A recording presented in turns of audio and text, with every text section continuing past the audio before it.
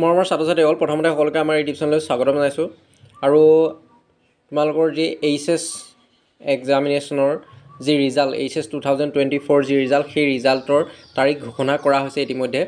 আৰু এই তাৰিখটো মই কেনেধৰণে গম পালোঁ তোমালোকক এই ভিডিঅ'টোৰ জৰিয়তে সকলোখিনি জনাম বা তোমালোকৰ যি ৰিজাল্ট সেই ৰিজাল্ট কেতিয়া ঘোষণা কৰা হ'ব সকলোখিনি আজি এই ভিডিঅ'টোৰ জৰিয়তে জনাম আৰু তাৰ আগতে তোমালোকে কি কৰিবা তোমালোকৰ প্লে ষ্ট'ৰলৈ গৈ পেলাই তোমালোকক মই আগতেও কৈছিলোঁ যে উপলব্ধ এপটো তোমালোকে ডাউনলোড কৰি থবা আৰু ইয়াতে মই প্লে ষ্ট'ৰত গৈ পেলাই উপলব্ধ এপটো ইনষ্টল কৰি ৰাখিছোঁ আৰু ইয়াতে উপলব্ধ এপটো তোমালোকে প্লে ষ্ট'ৰত পাই যাবা আৰু এই উপলব্ধ এপটো হ'ল সম্পূৰ্ণ অফিচিয়েল এপ তোমালোকে ইয়াতে দেখিবা যিটো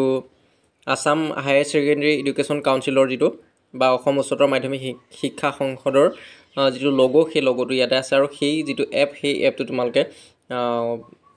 ইনষ্টল কৰি পেলাই লগ ইন কৰি ৰাখিবা আৰু তাতে তোমালোকে যি তোমালোকৰ ৰিজাল্ট সেই ৰিজাল্ট তোমালোকে চাব পাৰিবা আৰু সেই উপলব্ধ এপটোত যদি তোমালোকে চোৱা তেতিয়া তোমালোকে ইয়াতে দেখা পাবা যে HS final result 2024 likely to be announced by May 10 অৰ্থাৎ 10 মে তাৰিখে তোমালোকৰ যি এইচএছৰ আসাম এইচএছ ফাইনেল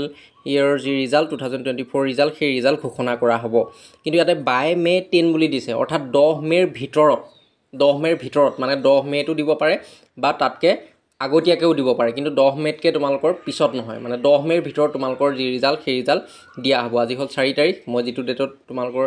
ভিডিঅ' বনাই আছোঁ সেই ডেটটো হ'ল 4 তাৰিখ আৰু 4 তাৰিখৰ পৰা 10 তাৰিখৰ ভিতৰত তোমালোকৰ যি ৰিজাল্ট সেই ৰিজাল্ট ঘোষণা কৰা হ'ব বুলি ইয়াত তোমালোকৰ অফিচিয়েল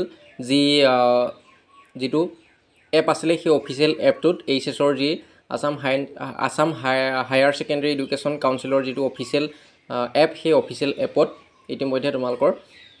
আপডেট দিয়া হৈছে গতিকে এইটো তোমালোকে চাব পাৰিবা উপলব্ধ এপটোত তোমালোকে চাব পাৰিবা তোমালোকৰ 10 মেৰ ভিতৰত তোমালোকৰ যি এইচএছৰ ৰিজাল্ট সেই এইচএছৰ ৰিজাল্ট ঘোষণা কৰা হ'ব গতিকে তোমালোকৰ যি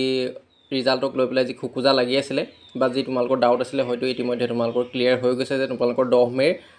তাৰিখে তোমালোকৰ যি ৰিজাল্ট সেই ৰিজাল্ট ঘোষণা কৰা হ'ব বা 10 মেৰ আগতেও দি দিব পাৰে গতিকে তোমালোকে এই এপটো তোমালোকে চাই থাকিবা হয়তো 7-8 নট এনেকুৱাটো দি দিব পাৰে কিন্তু 10 মেতকৈ পিছত নহয় তোমালোকৰ ৰিজাল্ট 10 মেতকৈ পিছত নহয়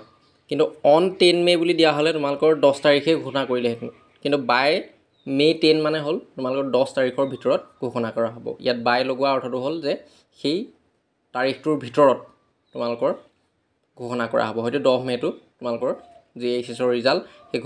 ৰিজাল্ট ঘোষণা কৰা হ'ব বা তাতকৈ এদিন দুদিন আগতো হয়তো ৰিজাল্টটো দিয়া হ'ব পাৰে আৰু যদি ভিডিঅ'টো তোমালোকে ভাল লাগিলে অনুগ্ৰহ কৰি তোমালোকৰ ফ্ৰেণ্ডলৈ শ্বেয়াৰ কৰিবলৈ নাপাহৰিবা ফ্ৰেণ্ডসকললৈ শ্বেয়াৰ কৰিবলৈ নাপাহৰিবা